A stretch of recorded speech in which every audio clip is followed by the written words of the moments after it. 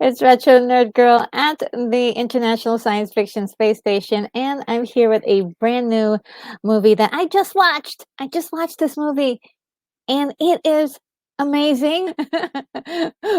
Where has this movie been my whole life? Okay, where has it been?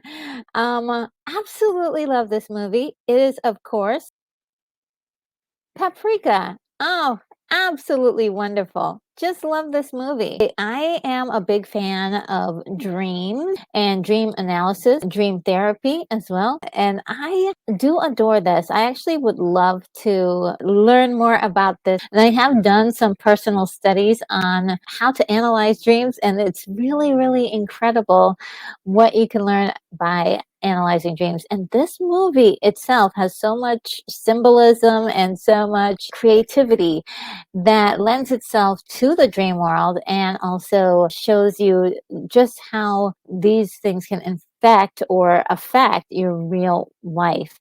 And it does it in a very, very bold way, but it also does it in very subtle ways as well. Now, I'm going to talk to you a little bit about the movie, and I am using Wikipedia to help me out today. Paprika is a 2006 animated adult fantasy psychological thriller. All of those things in one movie. And it's directed by the iconic Satoshi Kon. He is responsible for movies such as Perfect Blue in 1997. I need to watch that one. Millennium Actress in 2001. Tokyo Godfathers in 2003. And of course, the TV series Paranoia Agent in 2004. It seems that as if shortly after this movie, he died. He died from pancreatic cancer at the age of 46 on August 24th, 2010. And many people lament his passing because of the very significance of his movies and just genius creativity that he lent to his work. He passed so young, so very young, and did so much. Paprika is also based on a novel that was done in 1993 of the same name by the Japanese author Yatsutaka Tetsuo. Please forgive me if I ruin anyone's name. So the film starts off with a character by the name of Detective Konakawa. Konakawa is not really the main character here. I would definitely say that if there was a main character, it would definitely be Paprika, I'll begin to discuss. Konakawa is one of the characters that she interacts with, and the story starts and ends with him. And I'm not sure if this film actually lends itself to the name or the title of a main character there, because there are central characters at play. And it starts off with this incredible dream sequence where he is chased down by individuals that look like him, and there is a long hallway in which there is a victim who falls to their death in the hallway, and this is coinciding with a real case that he's working on. And so this is very, very disturbing for him to see this. He's trying to solve the case, but at the same time, he's also trying to figure out why this reoccurring dream keeps happening, and he seems to be stuck in life in general. He sees someone at the edge of the hallway, and he tries to run after this person, but the entire hallway begins to wobble and be unstable. Now, a lot of people have compared this scene, as well as many other scenes in this movie, to Inception, and they may be right. However, when I get to Inception, we will talk about similarities if I can find them. This is quite interesting because he's actually dreaming, and the young lady that is assisting him goes by the name of Paprika, and she removes this device that is on him that is called the DC Mini. And the DC Mini is helping them to record his dreams on an electronic device, and it's also helping her to go through his psychiatric profile. This is all to help people with their psychiatric problems. However, it is not an approved product. It also has no safety limits on it. So at this point, it's really up for grabs. Anyone can use it. It's an experimental prototype at this point. It is quite powerful. And I think they just didn't know how powerful this machine was. And so that lends itself to an interesting story start, at least. Konakawa is very, very impressed by this Paprika female woman who he just is sort of enamored by her. And I think everyone in the movie is. She is definitely cute, fun, exciting, and also very caring.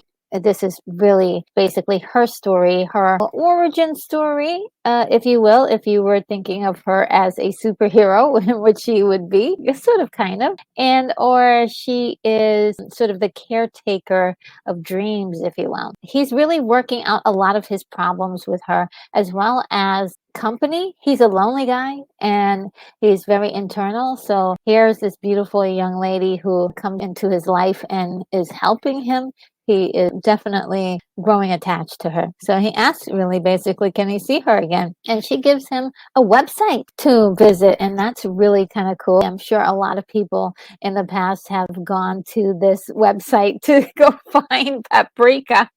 And it's very interesting. Kind of reminds me a little bit of Zero Theorem, where you have to go to a website in order to get to a place. Actually, the concept behind this movie and Zero Theorem are very, very connected. I do see some similarities there.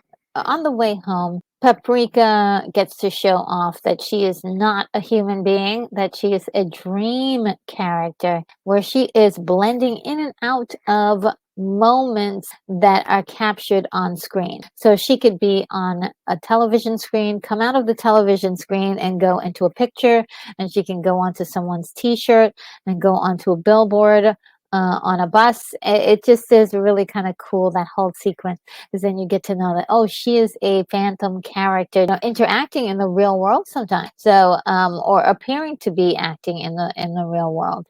Paprika is actually the avatar of a young woman by the name of Dr. Atsuko Chiba. And she is one of the pristine doctors at an institute where they are doing this dream research. And when she gets to work, there's a young man there by the name of Dr.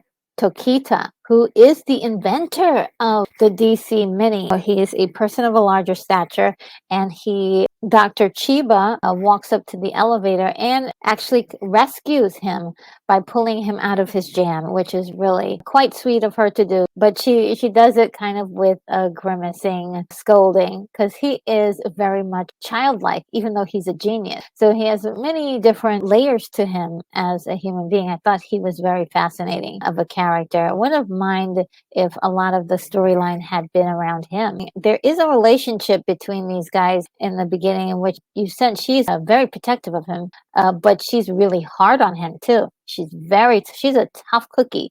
So it's kind of hard for you to imagine that she is also Paprika, who is bubbly, fun, and the thing that they both have in common is their kind of motherly instincts. They do have the very intense caring about others.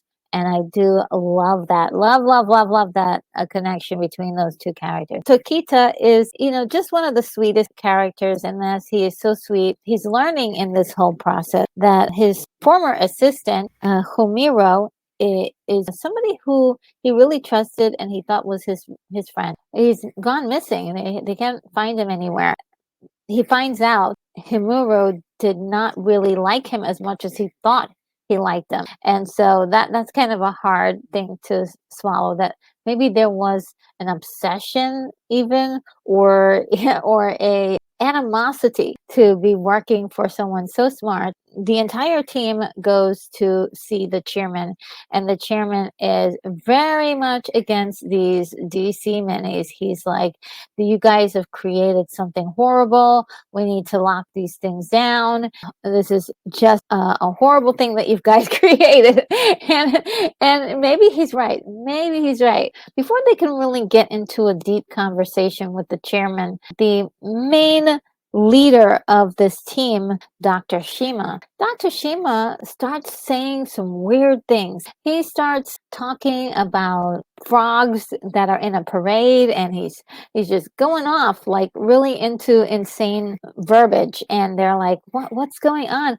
he suddenly jumps out of the window. It seems as if he has been infected with the dream virus, if you will. They don't really refer to it as that, but that's what I'm calling it. It's sort of like a dream virus in which more and more people are going to be pulled into the dream scenario. They don't know what is real and what is not real. So he jumps out the window, but somehow he's still alive. I don't know how that's possible, but he lives through that. Now, one other person that they work with is called Dr. Arsenite. He is a really good looking guy. He really, really likes Chiba a lot. But he's just keeping it cool and collected. You know, he's trying to play the cool guy, but he really likes her a lot. And I think everybody likes Chiba a lot. She's beautiful, but she is very cold, very distant to everyone. They're realizing, okay, in order for us to save Dr. Shima, we have to go and find Himuru and see if we can locate him physically. They all decide to go to his apartment. Now, his apartment is full of interesting goodies. If you are a toy collector and a person who likes knickknacks and paddywhacks, well, he's got a whole bunch of toys and magazines and just all sorts of cool things in his place. One of the things that he does like to collect are doll porcelain ones. There's a lot of insinuations too about his personal life that you see in the forefront of the sort of scattered oasis of content. It's just there's so much you can read into it. One of the things that Tokita finds is that he finds that there's a picture of his face cut out and then it's placed on a toy robot. And I thought that was really interesting to say that this is a man who does what he's told, which is true. He does exactly what what people tell him to do, and at some point he's even told, "Do what you're told to do." It was an interesting metaphor for him. He's a toy robot. That's exactly what he is for the company, right? Like a few scenes later, they're looking in Humiro's apartment, but suddenly, as sort of an apparition, as you can see, she's kind of see-through, Paprika shows up. And Paprika shows up because every time there is a situation in which she needs to warn Chiba of something, she shows up and says, watch out, you know, and it's very cool. Like, oh, so she's actually mothering her too. She's looking out for her controller, right? So she's also looking after her controller. So it's really quite interesting. She doesn't listen because she's stubborn and she thinks she knows everything. she, she doesn't like anyone being the boss of her. She's really a tough lady, and so she goes on her own, and she goes deeper and deeper into this weird compartments of this apartment that kind of turns into this amusement park area. She finds one of the dolls there was waving, and there's also a blue butterfly. Okay, so there's a couple of things going on here. Dolls are usually something that you can pose and you can operate and control, right? And so there is an element of control that's being displayed here, and then we have these blue butterflies, which there's a couple of ways to look at it because they appear only in a dream. So it could be the symbol of it being a dream itself, or it could be a symbol of freedom as well. So it is definitely one of those things. It's when you see the blue butterflies, you know that we're into the dream sequence. Just so great. I love this story so much because of the many layers. And she's thinking that, okay, I'm going to jump over this fence and go see this doll, and the whole thing falls apart. She is about to jump out the window. She's about to jump to her death, and it is just really wild. Luckily, Osanai is there to help her, and it is one of those wild moments. In the dream sequence, as they can see, Dr. Shima is in this fantastic dream where he's just the king of the world, and there's a huge parade going around, and of course he's surrounded by all of these dolls, and these are dolls represented by Himuru. These are the same kind of dolls that were in Himuru's room right now what people are thinking is that maybe Himaru is controlling all of this. Paprika goes in there, and sure enough, Himaru is manipulating everything and keeping Shima very, very much docile in there, and keeping him from escaping. There is a weird weird moment that happens that Paprika sinks into the body of Shima. He starts expanding, and blows up, and that's enough of a shock to wake him up in the real world. Chiba and Paprika have a little conversation. They need to visit Kanakawa and see how he's doing. Kanakawa is at his office going over his notes, and then he decides, hey, look, I better take a look at that website. Maybe there's something there. And he goes to the website, and while looking at the website, he kind of falls into the world of the website, which kind of reminds me of the real world, like really us, like how you could be watching a video and feel like you're inside of the video with, your friends or whatever, or feels like you're in front of me right now talking to me, and we're conversing in real life, or how it can pull you into a moment and absorb you for a few hours, and nothing else matters sometimes. It's very, very similar how these two elements of dreams and the internet kind of actually mirror each other in very similar ways. I love that. Love it. And so they use the internet to pull him into the dream world, which is wonderful. And in the dream world, he gets to talk to Paprika. Paprika is trying to peel back some of the layers of his story. His story is that she tries to engage him with movies, and he says, no, I don't want to see any, I don't like movies, or something to that effect. And she's like, what are you hiding about? What is it about the movies that you don't like? What are you talking about? So she brings him out into a little area in which he can see different movies. This is the greatest show on earth, Roman Holiday. And also there's all sorts of movies. He shuts it all down. And so that kills that session, unfortunately. We're starting to see that there's something going on with movies. There is an issue here that needs to be worked through. And this is part of what dreams can do. They can open up your eyes to certain elements and how they make you feel, and what your barriers are, what you need to get over in many ways. So that was really cool. We get to the chairman again. The chairman wants all the DC minis destroyed. He is pissed because he feels as if anyone who can go in and control other people's dreams, they are criminal. After that, there are two other people from the department that goes completely insane because they're too close to the project. They start acting weird and they get arrested, or detained is more like it. It seems like more and more people are being affected by this dream issue, and a lot of the dreams are merging together. And I thought that was really interesting. I've never ever imagined the idea of merging my dreams with other people, or other people merging their dreams with me. I mean, that's got to be entirely a whole nother layer of trouble, because not only you're taking on your own traumas, you're also taking on somebody else's. Another great movie that did this was, of course, Dreamscape, where you had a character that was using different visuals to kind of scare another character, like borrowing the ideas from other dreams. It was very, very interesting and fascinating. And that's kind of where this movie was like, oh snap, yeah, that is something that was kind of discussed back in that movie. Very cool. They did find Himuro's body, and also he's alive. He's alive. He's just unconscious. And also the detective now has to be involved in this because of the other two victims of this mind attack, if you will, this dream attack. He meets Dr. Chiba and immediately recognizes her as Paprika. And that's really kind of cool.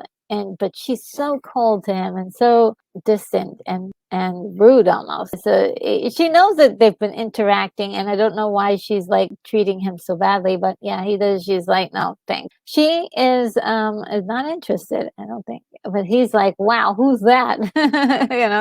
Everybody's in love with her. She really has a very deep conversation, a very eye-opening conversation with Tokita. and just basically asking him to take responsibility for the things that he does, including making these incredible creations. Like, yes, he's a genius, but also should he be making these kinds of things? What is he going to do to rectify the situation?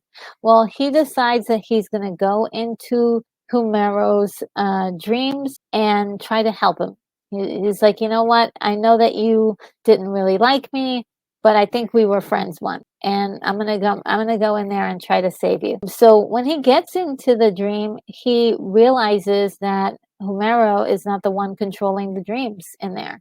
So it's very wild, because there's a mystery involved. There's some a mystery person controlling all of this, and so we have this really cool sequence where Dr. Chiba is running down the hall and she turns into Paprika. And there's an adventure ensues with Konakawa, where he is having his reoccurring dream that he has all the time of being in the circus and all these people chasing him. And now he's in an elevator. It seems as if the number 17 is coming up and giving him some trouble. I love the way this movie peels back some of the mysteries that are going on, little codes of mystery that are being revealed slowly. Excellent storytelling, in my opinion. I could have used it a little bit earlier, some of the codes and some of the little things, but it worked. It worked in the right. I think maybe with so much going on, the timing may have been just right. But yes, the 17 is a number that Konakawa is having trouble with. So then we get to this really kind of cool sequence where uh, they're in the theater, and Paprika is asking Konakawa some questions, and pretending that he's Akira Kurosawa. And so this is very interesting. He's pretending to be a famous filmmaker, yeah, having not made one himself. And it's really kind of a cool moment. It's lighthearted and fun. There's something to do with himself and his younger self. That there's a battle kind of going on between the two, and then it just leaves off with that, where we get into an invasion, okay, of Konakawa's dreams, with Tokita showing up. And he is also saying all of these weird things that don't make sense. So he has been taken over by this malevolent dream controller, if you will. And if you notice, the blue butterflies are in that scene as well. And I think the blue butterflies always appear when the omnious presence is there. And so that's kind of what I think the representation of the mystery of this dream sequence is really there. Just all these little cues to let us know that this isn't the real world. This is being manipulated by somebody else. Someone else has control now. So even it gets into the weirdness. It's just so strange and unusual. So that dream ends, but in real life, Dr. Kita and Humiro are both laying there unconscious. They are not even there. Their consciousness is just gone. That means that Paprika has got to jump in there and do her thing. Now, at this point, she really does seem a little bit cocky. People are warning her, be careful. And she's like, no, I can do this. And so she goes right in there, and there's a wall that is deteriorating. Sort of like a facade, which I thought was really cool. It is sort of a rip in reality, or the reality of this dream, right? So there's yet another layer that she has to go through in the dream sequence, where she goes into the subconscious level. It turns out that this person, Numero, is basically a shell of who he is. Very spooky. You think he's controlling his own dreams. He's not there. He's not there. They come back to what they think is the real world. She is with Dr. Osanai, and they go to see the chairman. Well, the chairman is now, he was in a wheelchair before, now he's standing, and he is being assisted by Roots. This is definitely a sign that she is still in the dream world. And this, and she's like, oh no, this is a dream within a dream, which is really quite interesting because we thought she was up. We thought she was up, but she wasn't up. She was still dreaming. This is really cool. I love it when characters have dreams within dreams. Very cool. And so his thing is that he wants to be the controlling factor of it all. He's gaining more and more control, and he loves it, and he wants more. So imagine the one place in which you probably think is your own, which is your dreams, being controlled by somebody else. Absolutely a big night. That's a big nightmare. It's your deepest subconscious fears that brought to life on the big screen.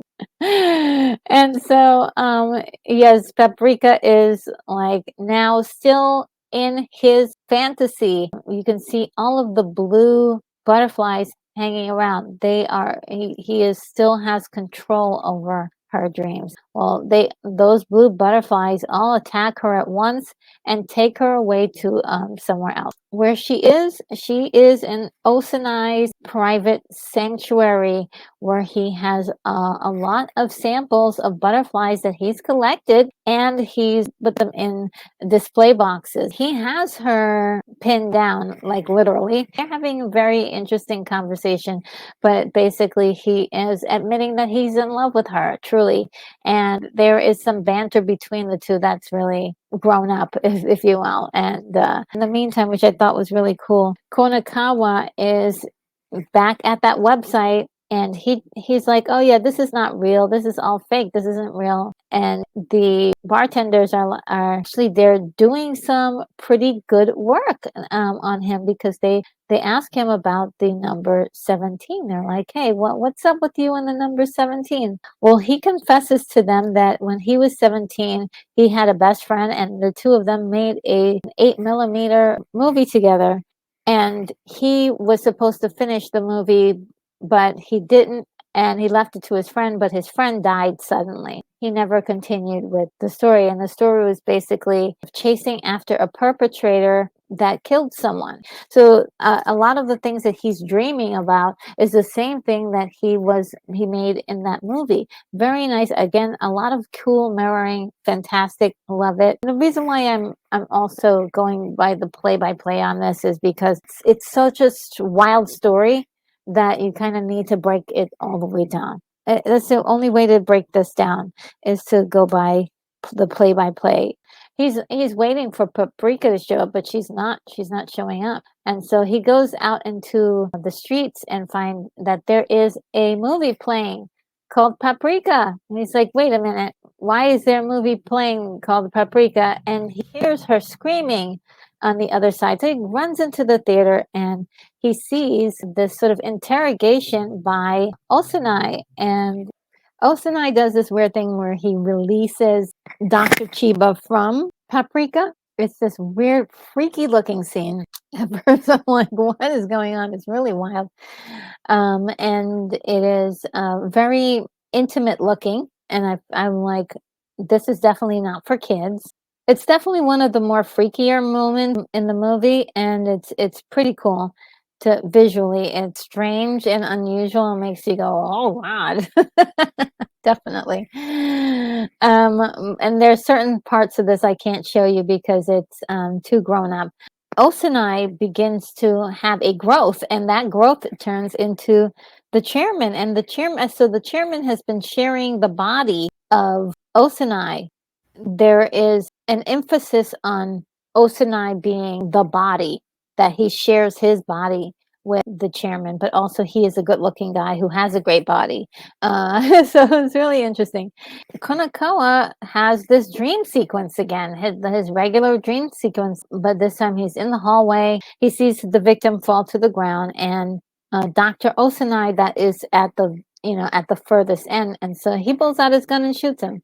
And it's very interesting because you think, okay, well, that happened in the dream world, but it affects the real world. We get to see at least 3 different versions of Osanai dying. It's quite interesting because I'm like, how is that possible? But one of the ways that he dies, he actually pulls the chairman down into a darker realm. That changes the chairman as well. It is unexplained totally, but you get the whole gist of it. The chairman was using Osanai for his body and also needed it. So when he died in real life, he had nothing to be tethered to, and he followed him into death, if you will. And so there's a lot of fantasy sequences here.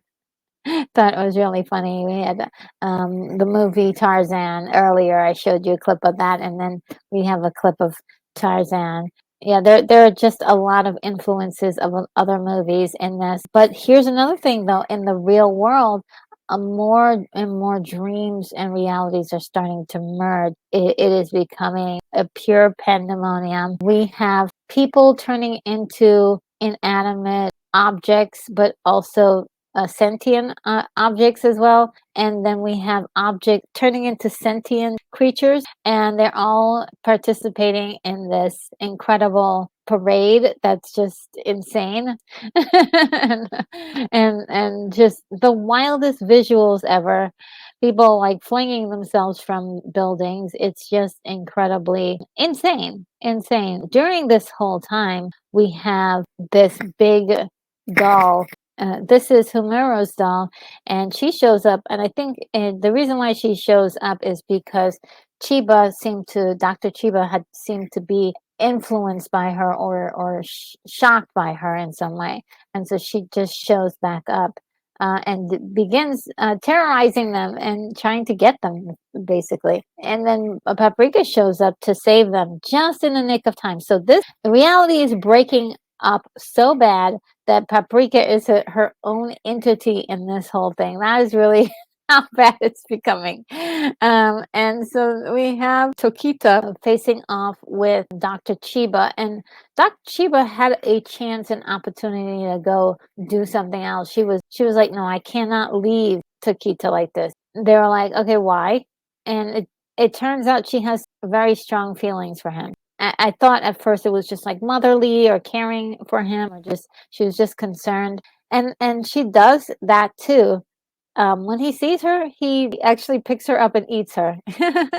And so that's the end of Chiba. And I'm like, oh my goodness, what is this movie gonna do next? He starts to go after Paprika, and it's so funny because he's like, oh, that tastes a little bland. I would need some spice. Maybe some paprika. It's really funny.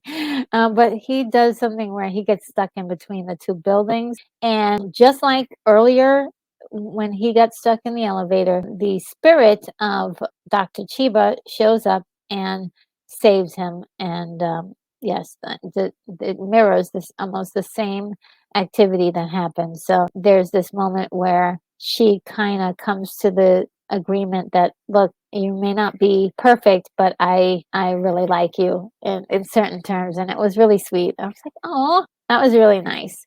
I thought that was sweet. And so we got to the bottom of how she feels about him, instead of putting up this really hard exterior all the time, like actually peeling back some layers of warmth. And that was really nice to see. And so there's like this gaping hole, and of course, what's in the gaping hole? Well, the giant size chairman who is drunk on power. He's like, oh my goodness, I have legs now, I can stand, I'm perfect, and now I'm going to destroy the entire planet and start over. It was really surprising. I'm like, okay, so now you have all this power, and now what are you going to do? Use it for destruction. He was the bad apple in this whole thing, just throwing us off, because the whole time he was like, oh no, this dream thing that you guys have created is the worst idea, is horrible. And meanwhile, he's the one that has been manipulating. He was the one who stole the DC middies. He's the one who's been making this whole project horrible instead of the research it was really meant to be. And now what happens next is another piece of weird dreamlike stuff. It's like, you think it's weird now, wait till the ending. It's really crazy with Paprika. I don't know exactly how she did this. She said she's going to combine male and female and the dream world and create a new baby. And the baby shows up and starts sucking up all of the negative parts of the dream. She's just breathing it in and growing and getting bigger. And so that whole effect is like, mwah, looks so good. The chairman gets mad at her and puts his hand on her face, and she just basically sucks him up too. She's like a vacuum cleaner. And so she's like, "Oh, thank you, I'm hungry," and sucks him up, and she becomes a tall creature of the dream world, and everything starts to go back to normal again. And it's very, very cool. When Kanakawa wakes up, he is much more confident. He has defeated his problem. He's definitely he's back, baby. He decides that one of the things that he learns too is that he and his friend was making the movie, but now he's actually living the dream of that movie by being a detective and fighting crime. And so in many ways, he's achieved exactly what they were supposed to do. And one of the quotes that was is sort of echoed in the air in the beginning of the film is, "But what about the rest of it?" And that was meaning to finish that movie. But I think at this point, him himself being the movie, living the life of that movie is what is the most rewarding. So I think that was a fitting ending for the character, but it's not over yet. He gets an email from Paprika, and Paprika says, "I think you should see a special movie called," let's see what the name of the movie is. Dreaming Kids is the name of the movie, and he's like, "Okay," and these are all the movies of the director, Satoshi Kon. This movie here, Dreaming Kids, was supposed to be his next film that he never did get a chance to do after this one. So this movie, Paprika, was his last film, unfortunately. But the character Konikawa actually gets a ticket to go see this movie, and it's just wonderful to see that he's overcome his fear or animosity to films, and now he's a film goer again. Wonderful, wonderful, wonderful. Do you see why I love this movie? Like, do you understand why I think it's really great? I just have to say that it was a wonderful experience seeing this for the first time, especially being such a film lover that I am, and being such a lover of anime, being such a lover of movies about dreams. Yes, yes, yes, please, thank you. It was great. And wow, the creativity was off the chain. Like, whatever you could imagine or that you could do in a dream, they played around with those ideas, and that is the beauty of filmmaking in my idea. I think film is a way of putting those dreams you have on screen, on display for everyone. It's the sharing of ideas and the sharing of dreams. Oh God! Oh, get me! Don't get me in the feels. We'll have Arnold come in here and say, "Why are you leaking?" Oh my God, it's so good, so good. Oh my goodness, guys, that was fabulous. I all I can say is that it was really great. I hope you guys, if you haven't seen this movie, that you get to do so. That you get a chance to go see this movie. There are many places. I believe I was able to watch it on YouTube. There was also, I believe, Tubi had it. Look around the internet and see if you can find it. You can find it in many ways. I saw this subtitled version.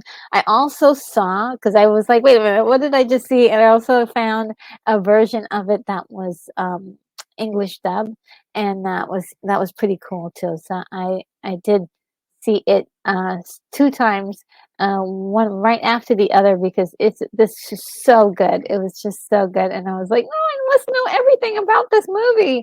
Yeah, it was just great, and just so sad to hear that the director passed on as young as he was, and how much more insanely good stuff was he gonna make for us. We just lose so many of our super talented people too early. I just Man, man, man, God bless him. That was great. That was fantastic. Well, guys, if you've seen this before, do let me know what you think of the movie. And if you haven't seen this before, I hope you hope my explanation of this movie will entice you to at least see it. But my hope is that you do see the movie before you listen to me, so you will get those surprises. But if you didn't, it's okay. Do try and see it personally because it's actually pretty exciting and interesting anime. I'm like looking forward to seeing the other works by this really talented director. Incredible. Well, guys, I will see you in the next one. Take care, guys.